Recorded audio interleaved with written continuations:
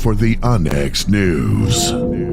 Extraterrestrials, time anomalies, dimensions, remote viewing, UFOs, UAPs, and USOs, ghostly encounters, abductions, Bigfoot, and more.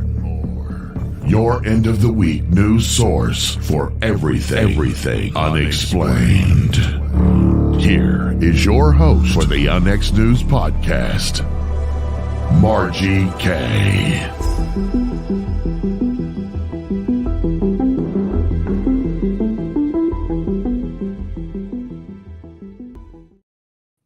Hello, everyone, and welcome to UNX News. We are here every Friday, 6 p.m. Central, 7 p.m. Eastern, and we are going to hopefully speak with Steve Bassett this evening. Hopefully, we've got everything going on his end, and we'll have him on in just a minute. I want to tell everybody to be sure that you get a copy of UNX News Magazine, our summer edition that came out this month. We've got a couple of articles in by two of our show hosts here on the network, Dan Terry and Maureen Richmond. And Maureen's actually got two articles in this issue. So look for that at unxnetwork.com, and you can purchase this in print, or if you are a free subscriber to the UNX Network, you get a free digital copy in your email inbox.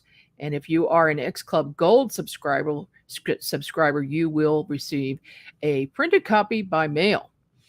And then the other thing I want to mention is XCon 2023 coming up October 13th to the 15th, right here in a little town next to Kansas City called Blue Springs.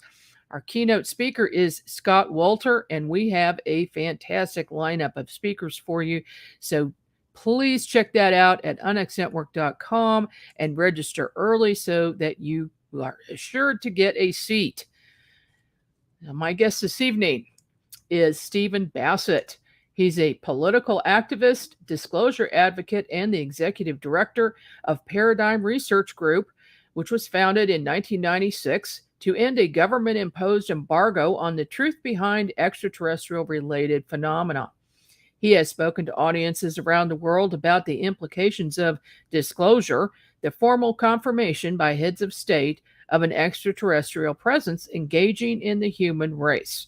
He has lectured around the world on the political implications of UAP and ET phenomena and has given over 1,200 radio and television interviews.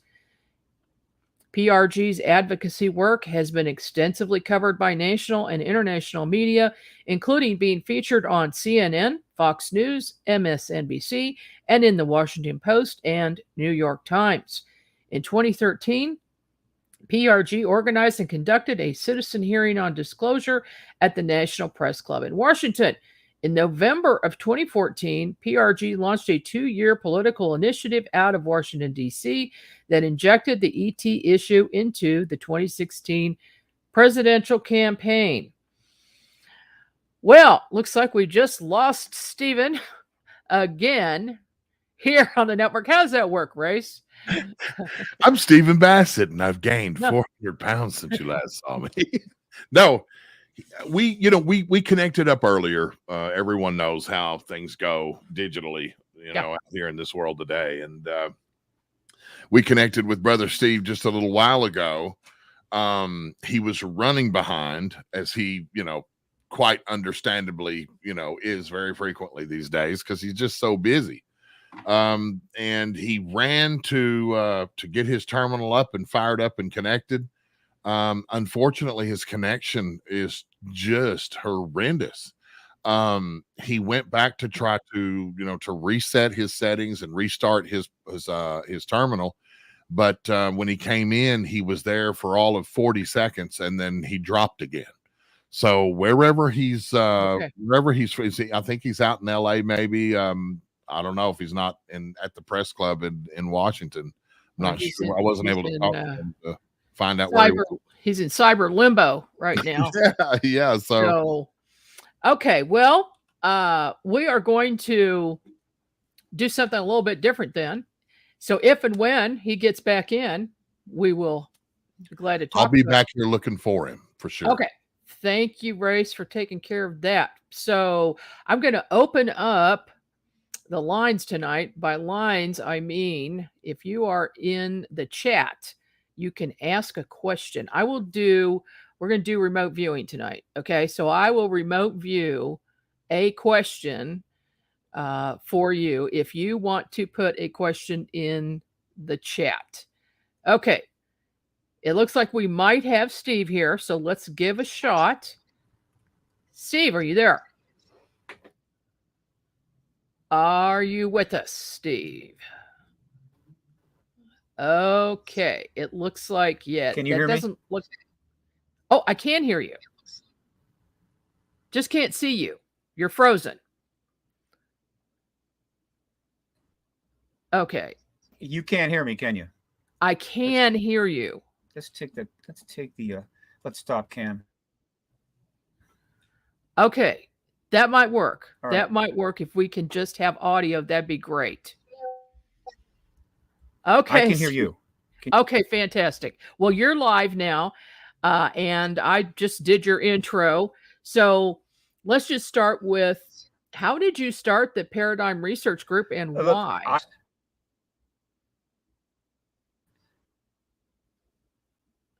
Uh-oh. Okay, Race, I think we've got some technical issues here. I don't think we can resolve them. How did you start? I'm supposed to be getting 200. Okay. Okay, so we're going back to Plan B, everybody. Let's do Plan B. Yeah, I will do any remote viewing questions that you've got. So we will, I'll watch for your questions in the chat. I've got that up right now. And just for those of you who don't know, I've been a remote viewer for over 40 years. And I have done not only personal readings for people, which the numbers are over 3,000 now that I've done as far as personal readings, but I also do work for law enforcement and private investigators and individuals regarding missing persons cases and homicide cases and theft cases. And so far, I've worked on 66 of these cases, and I've been able to help solve 64 of those. So I am extremely accurate, and the reason for that has to do with an extraterrestrial. It has to do with Valiant Thor.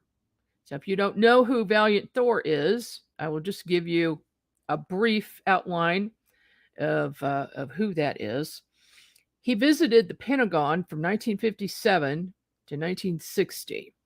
He was there for 3 years, met with President Eisenhower and met with Vice President Nixon and probably all of the chiefs of staff and others. And he tried to give some, well, he did give some technology to them, but he also tried to give the world a gift. And the gift was no more illness or sickness. And they said, after a long time thinking about it, they came back and said, no, thank you, because it would ruin the economy of the world if you did that. So anyway, Thor left the Pentagon, and he, however, is still with us. And the ship, he has a huge ship called Victor 1, and it is near Lake Mead, has been there since then. And then they also have scout craft. He's got a huge crew. His brother, Don, works on the craft. But that wasn't the first time that he came to the planet. In fact, I suspect that he's been on the planet, on Earth, for quite some time. But in 1957, he visited a contactee in New Jersey by the name of Howard Menger. And he was a famous contactee, but he visited in person. And at that time, he also took his brother Don and a crew member Jill. They were dressed in clothing for the time period, and there was a photographer at the site who used to be an Army photographer, and he got some pictures of Val Thor. Now, he thought he was getting them without Thor knowing, but I'm pretty darn sure that he knew that that was happening, and he let it happen. But those are the only known photos of Val Thor. Now, these are in the book Stranger at the Pentagon by Dr. Frank E. Stranges. Dr. Stranges actually found out about those photos, and he went to the photographer's home and asked him if he could see them. And the photographer gave him the pictures. And Frank said, "Boy, I sure would like to meet this guy." Well, Dr. Stranges was he had a network that he was president of this UFO investigation group, and they did conferences all over the United States, and he participated in other conferences. He was very well known, and he was from the LA region. Well, one day, a lady came to visit Dr. Strange's, and she says, "Would you like to come with me and meet Val Thor?" And he said, "Yes, I would." And so she came back the next day, picked him up in a limousine, and she was from the Pentagon. She was a representative, showed him her badge, and then she gave him a badge, and she got him into the Pentagon to visit visit Val Thor while he was there. Okay. So in the book, Stranger at the Pentagon, Dr. Stranges explains how remarkable Val Thor was and how brilliant he was and how much further advanced he was than human beings. And he got to know him very well. He kept in touch with him for many years. He was taken on board the craft. Actually, at one point, Dr. Stranges was healed by Valiant Thor after a severe car accident. So this was huge. This is not your normal human being. This was an extraterrestrial. He is an extraterrestrial. And come to find out, he contacts certain people at certain times in order to actually help humanity in certain ways. Well, I had no idea about this. I did not know who Val Thor was. And in 1985, I had an extraordinary experience in Seattle, Washington. For those of you who have not heard this story before, I'm going to tell you. So first of all, I had listened to and heard a man's voice in my head ever since I was a baby. And it would just be there once in a while. And I thought everybody had that. And the voice would tell me to look at certain things, or maybe walk a different way to school, or notice, like a caterpillar or a tree or something like that, or look at the lights around trees. And so I started at a very young age being very psychic. And I think that was Val Thor, kind of guiding me and helping me to see things, like seeing energy around trees. When I would ask my parents or other people around me what it is I was seeing, they didn't know. They had no clue, but they didn't tell me I couldn't see it. That was the nice part about my parents being very open-minded. They were open-minded about almost everything. Even if they didn't know about it, they would either find out or they would hand me a book and let me find out on my own. Well, by the time I was 11, it was very, very clear that I had special abilities, and my mother handed me a book by Edgar Cayce. And that's when I realized there were other people out there that were like me, because I hadn't met anyone yet who was. I also, by that point, had learned to keep my mouth shut when I saw something strange. And just to keep on a timeline here, I'm going to tell you something happened to me when I was 12 that's extraordinary. I was in 6th grade at a school. It was a 3-story brick building in Brookside in Kansas City. And we had some kind of a break time, and I stood there looking out the window, and here comes this 6-7 foot tall man dressed all in green, wearing green slippers that curled up at the toes and a pointed hat like a leprechaun. And he was driving down the street towards me, or, riding his bike and smiling and looking up at me. And then he turned and he smiled. And I grabbed one of my friends and I said, please take a look at that. Can you believe that? And she says, what? She couldn't see it. She could not see it. And I was so adamant. I grabbed my teacher and I made her come to the window and look. And she said, there's nothing there. There's nothing there. She didn't see anything. So that's when I really I learned to keep my mouth shut about strange things that I saw. We've got a question in the comment section, and Becky asked, what is remote view? Well, remote viewing is another term for being psychic, but it's a little beyond that, way beyond that. It's where you send your consciousness to a different place and time, or a current place and time. But you can also time travel and watch a scene and hear things and smell things too. So you're sending your etheric body out to a location. So when I do this, I actually feel the ground and I can touch things around me, and it is like being right there live. And so I'll watch a scene, and then, and I'll talk about this in a minute about some of the cases I've worked on where I get detailed information. So, and yes, Carl, I will remote view Skinwalker Ranch again. So great. Yeah. All right. So 1985, let's go there. I was in Seattle, Washington, and I had just seen my massage therapist. So I was in a very relaxed state of mind. So this is really important. It's about levels of consciousness. Okay. So this is when you have fantastic experiences happen. So I was meditating and I was in a very relaxed state.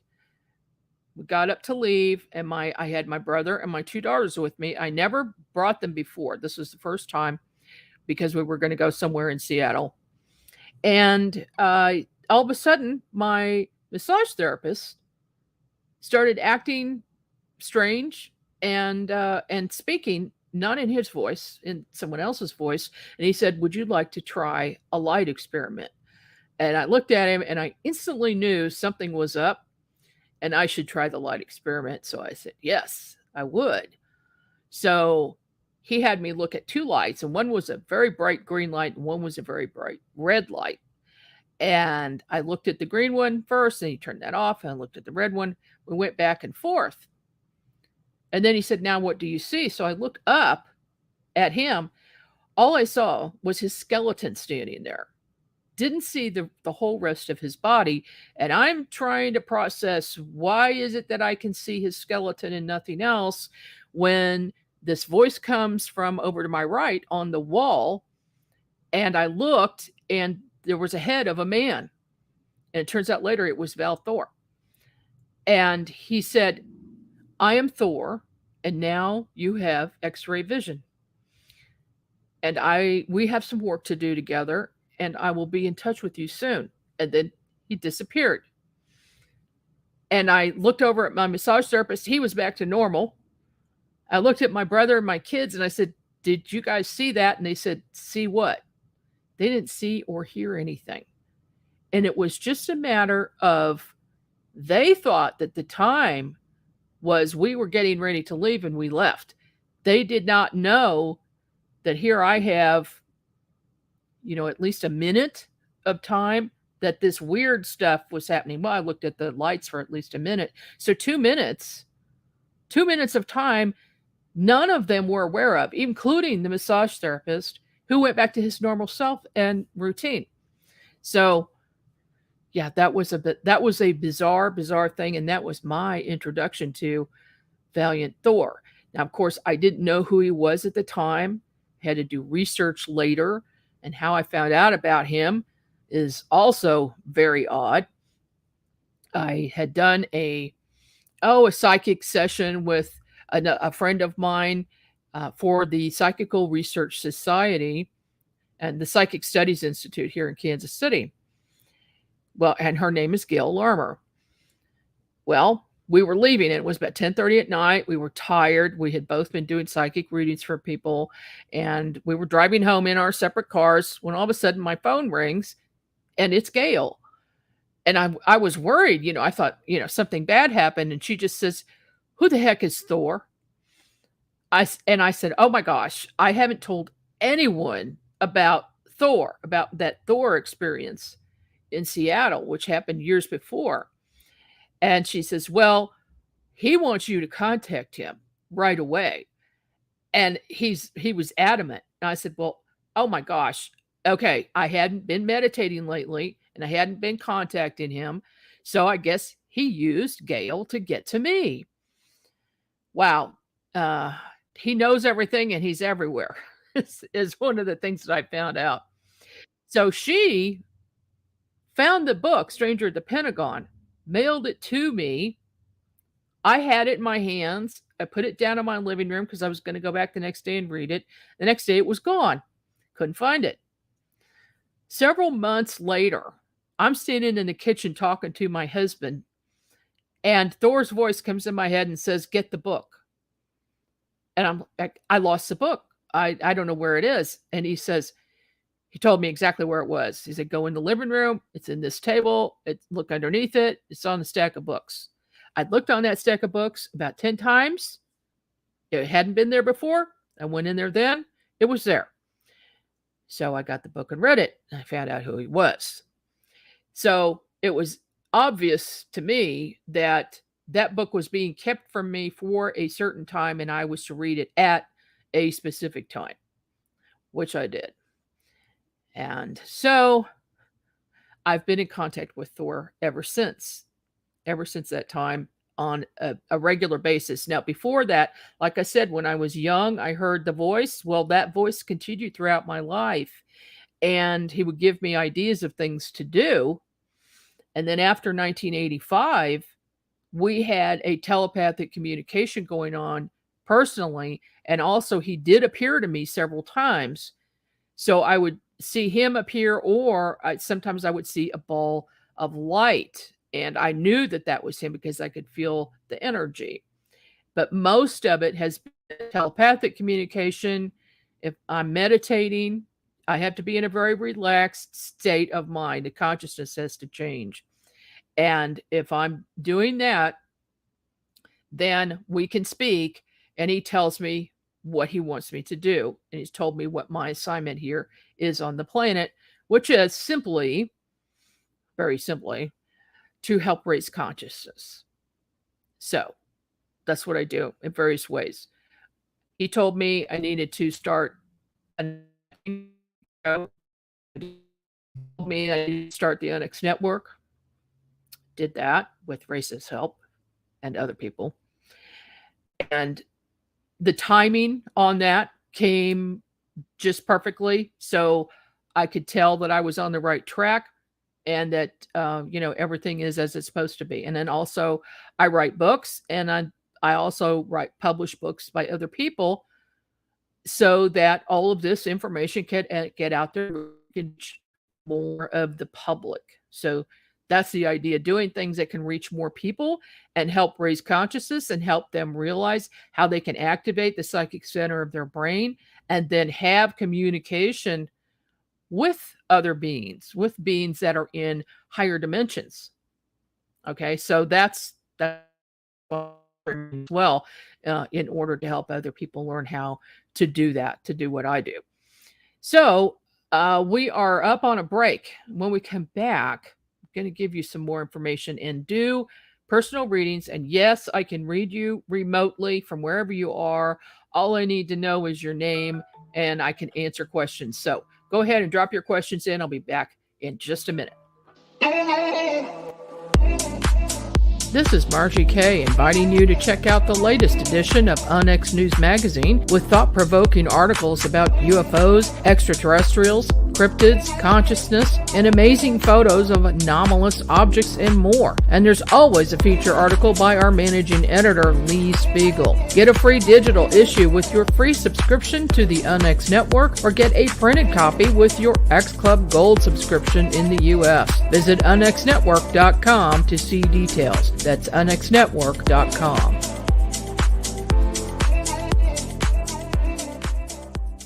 Are you thinking about purchasing a wood-fired heating or cooking appliance but don't know where to start? The new book, Wood-Fired Heating and Cooking, will guide you through the process and make the decision much easier. Find out about wood stoves, wood-burning fireplace inserts, masonry heaters, cook stoves, brick ovens, and more. Learn about operation and maintenance, buying and storing wood, even how to make your own charcoal. A bonus section includes delicious recipes for cooking in a wood-burning oven, grill, tandoori oven, or smoker. The wise homeowner, prepper, or homesteader will have the ability to heat their home with wood when the power goes out, or to save money on increasing gas bills. Wood-fired heating and cooking is available at Amazon. Visit www.woodfiredpub.com for more information. That's woodfiredpub.com.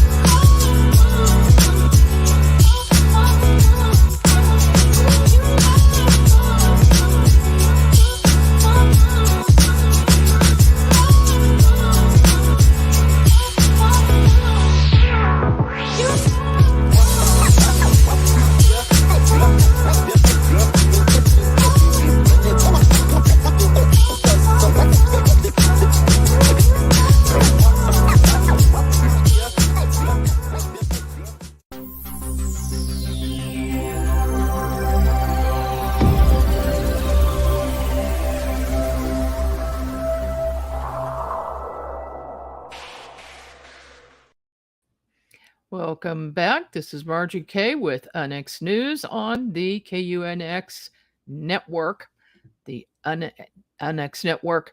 We talk about unexplained phenomena and alternative stories and topics. And today, we had to wing it because we couldn't get Steve in. I just talked to him on the phone, and he said he had a brand new internet hooked up yesterday, and they screwed it up. So he's going to get that fixed. We'll get him back.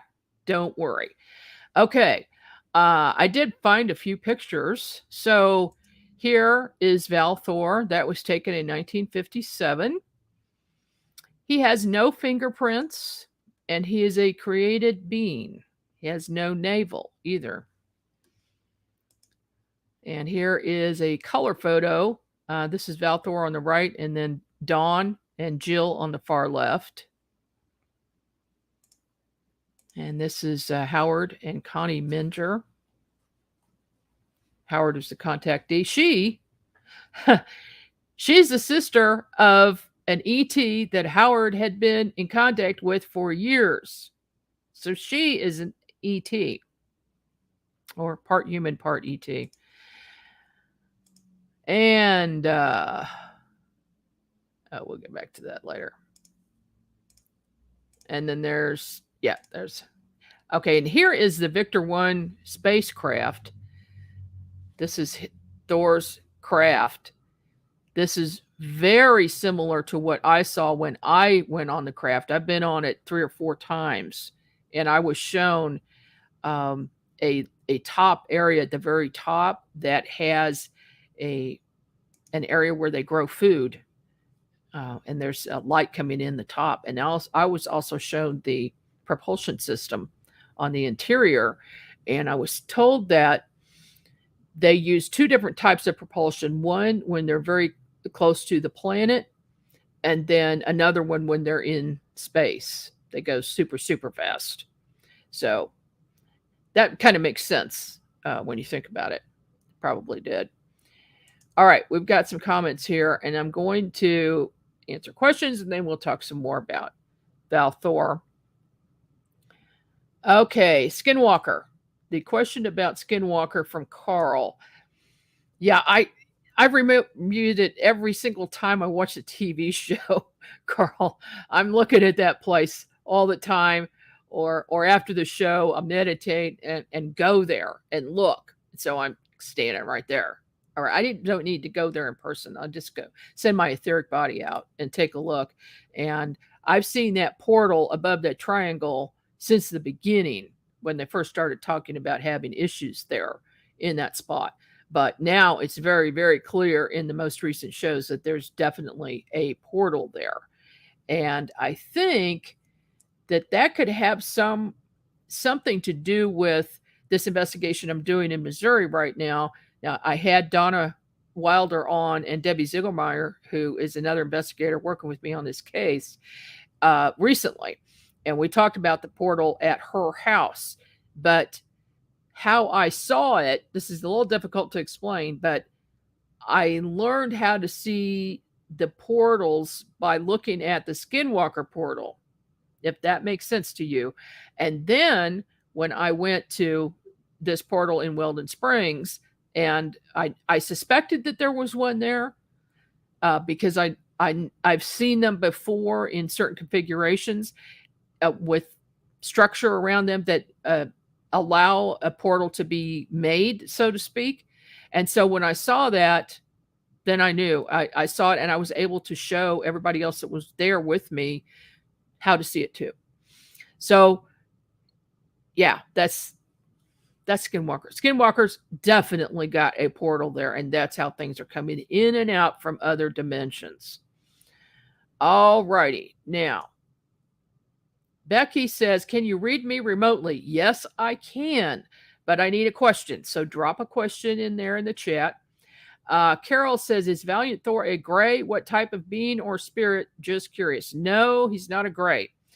He looks human, completely human. He's about 6 feet tall, and he's a created being, but a very, very advanced, highly advanced being, high vibration being. So it's something that I don't think that we can fully comprehend what exactly he is. But when I'm in his presence, oh boy, the vibration in the room just goes sky high. Okay. Ian asked the question, what happened to Harold Holt? I don't know who Harold Holt is. Let me also tell you this. You can ask questions about yourself or about a family member who's missing or ill, or who has passed away. You can ask questions like that, but not about other people not related to you. I don't just look at random, like a missing person or something, to see unless there's some connection or unless law enforcement is asking me about that. Because I don't think it's ethical to look at other adults for an adult, if you get my drift. Okay, so we can come back to that. All right, Carl Harper, can you see why my back hurts? Yes, I can. So let me take a look here, Carl. Let me scan. So I have to close my eyes to do that. Okay, I'm seeing some vertebrae out in the upper thoracic area with your vertebrae bending to your right. And so that looks like a little scoliosis is happening, and then it's going back and curving to your left. And then when I get down to about C5, you have a bulge disc in that area, and also your hips are tilted. So I would definitely suggest getting that checked out if you haven't already. Massage therapy is coming to mind, like deep tissue massage by a woman, okay, because they'll have a little lighter touch than a man. If you're in a lot of pain, if you guys are massage therapists out there, I'm sorry to say this. I always go to a woman because men kill me. They're just too strong. Okay. So I would suggest that. And then maybe a chiropractor or an inversion table would help. Okay. Becky McClellan says, what does my future hold for me? Oh my gosh. That is a very, very, very broad question. Becky, drop something in there. It's a little more specific, like if it's about work or if it's about travel or, your love life or something. Let's do that. Okay. Michael Bishop wants to know any idea when my bronchitis will subside. Okay, Michael, let me take a look here. I got the number 2 weeks. So you're going to be on the mend for 2 weeks, and then you'll be done with that. Okay. Drink water with fresh lemon cut up into 4 pieces and squeeze one of those quarters into your water and drink that multiple times a day. That will help. Definitely help clear your lungs out. And by the way, if I give you any medical advice, it's for entertainment purposes only. All right. Okay. I've got a question from Wang Chuck. Can you tell me what foods are causing my skin issues? Okay. Let me see. Foods. Might not be foods. I'm seeing a small round thing. Might be peas. But if whatever you're eating that's small and round, cut that out and see what happens. Cut that out for a while. Let's see what happens with that. Also, I'm seeing something red, and that would be tomatoes. That is tomatoes. I think that you should not be having tomatoes at all. Okay. And I also feel like with the seasons, you get worse. So in the summertime, it's worse than it's not. So let me know if that's right. You can pop that into chat. Okay. Let's go back to Harold Holt. He was the Australian Prime Minister that disappeared in 1967. Okay. Yeah. Oh, he's dead. Okay. Yeah. He was killed. Let's not get into specifics on that. It would be somebody who was against whatever he was doing and who was responsible. So, yeah, we'll just leave it at that. But he's no longer with us. Oh, okay, Becky. Yeah, I'm not going to read your whole question there. I want you to call me, send me an email privately, okay? Margie, send it to margiek06@yahoo.com. And also just go to my website, margiekay.com. You see I do private readings. I do 30-minute sessions for $99. If you're interested in that, sign up for that. But Becky, go ahead, send me an email. Okay. Yeah. Okay. Wang Chuck is going to try those foods. Try that I mentioned there. So let me know what happens with you, please. Okay. That would be good. Okay. Anybody else has a question? You can drop it in there in the chat. In the meantime, let's go back to weirdness with Val Thor and remote viewing. So Margie, I've got a question. Yes. I'm just going to jump in here. Producers etiquette. I'm going to jump in. Oh, yeah. Yes. You have permission. Do me I have personal experience with Margie. Those of you out there that know me that are hearing this show live, and those of you who pick it up in podcast, they know I'm a pretty nuts and bolts kind of fella and been in this craziness UFO stuff for over 30 years. And I'm just going to say firsthand that Margie Kay is the real deal. But I want people to understand something. Some of the topics some of the questions that you're posing and some of the subjects that she has to dive into, it could take hours and hours or even longer than that for her to really do her job properly. Here, she's just doing sort of surface kind of stuff because it's so quick and so reactive, and she can do it. She can do that. But like, I've had problems where I was completely stumped, and I'm talking to Margie, and Margie says, "Hang on, let me look at it."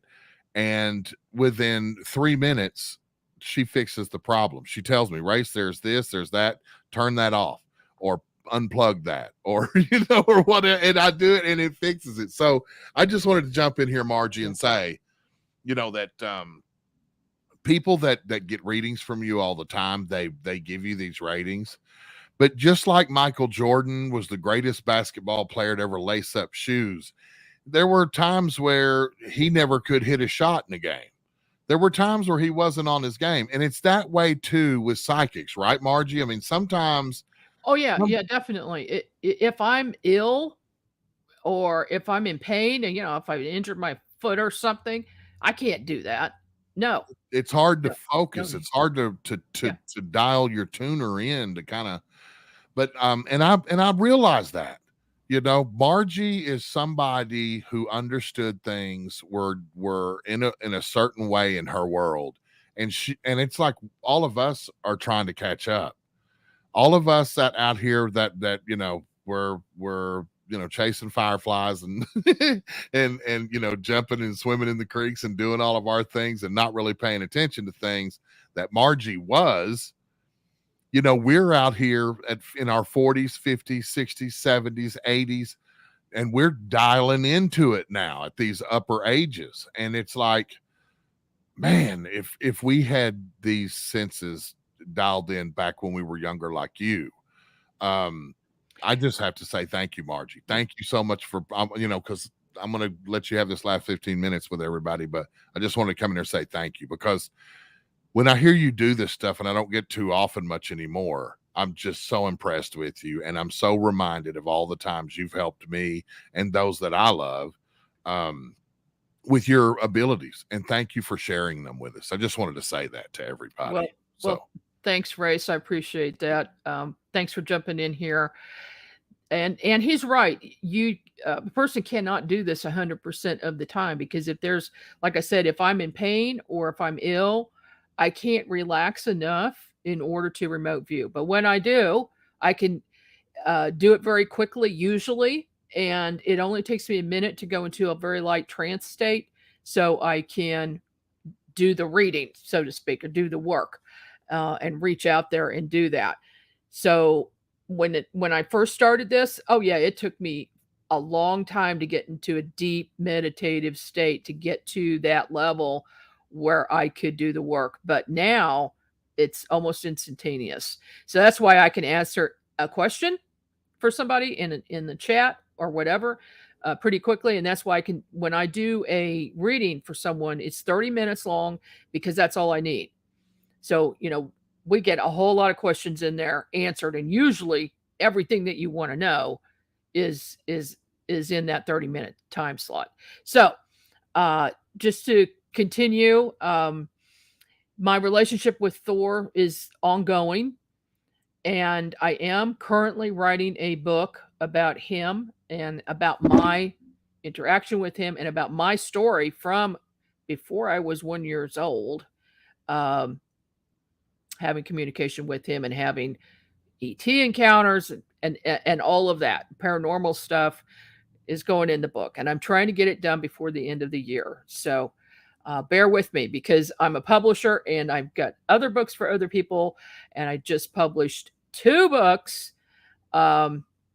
One we're having a few issues with, but the other one is done and out, and it's called Dying to Meet Them by Mindy Toutfest, and it's available at Amazon right now. We're going to do a big press release and everything coming up in the next week. So watch for that, because that book is fantastic. And so is the other book, but we're not ready to announce it yet. So back to Thor. He's been around the block. He's been in contact with a lot of people. He was in contact with Dr. Stranges, like I said, for years, in contact with Howard Menger. And I found Craig Campobasso, and somewhere around 2011, I think, when I was doing my old Next News show on another network. And he was on my show several times, and then he has been since. So we became friends. He's a Hollywood producer, and he's a casting director. And now he's very much into ufology and has written a couple of books. And if you just look up Craig Campobasso on Amazon, you'll see them. And one of them is the Extraterrestrial Species Almanac, which is a very, very good book. It gives an outline of a lot of different types, over 80 types of ETs. So I would definitely check that out. But Craig told me his story of Val Thor. He said that one day he was walking through his apartment in Los Angeles, and he sees two people sitting on his couch, and they were transparent. It was Val Thor and Jill. And he didn't know who they were at that time, but they were transparent. And they didn't say anything.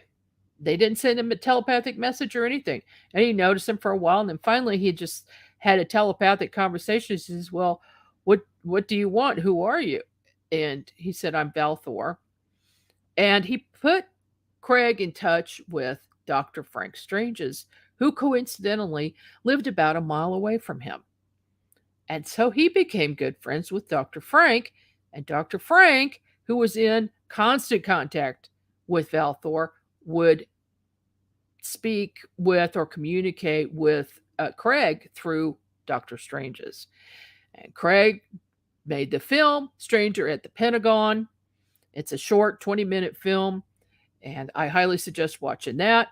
You can just look that up on the internet and you'll find it. So, and he also came to Kansas City and did a talk, and he said, it's every time I do a talk, something weird happens. I said, well, I'm not surprised, so we're going to be ready. So I had the whole audience have their cell phones and take video and during the talk, and they did, and several of them got pictures of these balls of light coming across the stage, hanging around Craig and going off the stage. And in one case, somebody got a picture of my arm, which turned completely white, even though the rest of me was normal, and there was an orb next to me. And Craig said that sometimes when he's doing a talk, Val will just show up in the audience. He looks out there and all of a sudden he's just sitting there in some empty seat. And then a few minutes later, he's disappeared. And I don't know how that happens, but apparently he can do whatever he wants and be wherever he wants at any time. And he's keeping an eye on everybody. There are some other people who have written books about him or written books by him, supposedly. That's what they claim, is that they channel him. And since I do that, I can't say I don't believe it. And so they've written several books as well. So it's out there. That information is out there. There was also a YouTube video of Val Thor with pictures of him at the Pentagon that was up a couple of years ago. And I saw it at that time, and now I go back and I don't see it. So it may have been taken down, and I wish that I had grabbed some stills of that or something, because that was very interesting. And then also there was a something that was out on the internet for quite some time, and it was supposedly Val Thor at the Pentagon, and there's this red circle around it. It says this is Thor. That's not Thor. That is absolutely not Thor. Thor has dark hair. He looks like he's in his 30s, and he doesn't change from 1957 to 2023. He looks the same. Okay, I've got a question in chat from Lady in the Lake. Would you please view my skin issues? Okay. Let me see if I can see that. I usually need to see a person's real name, but let's see, since you're using that name. Skin.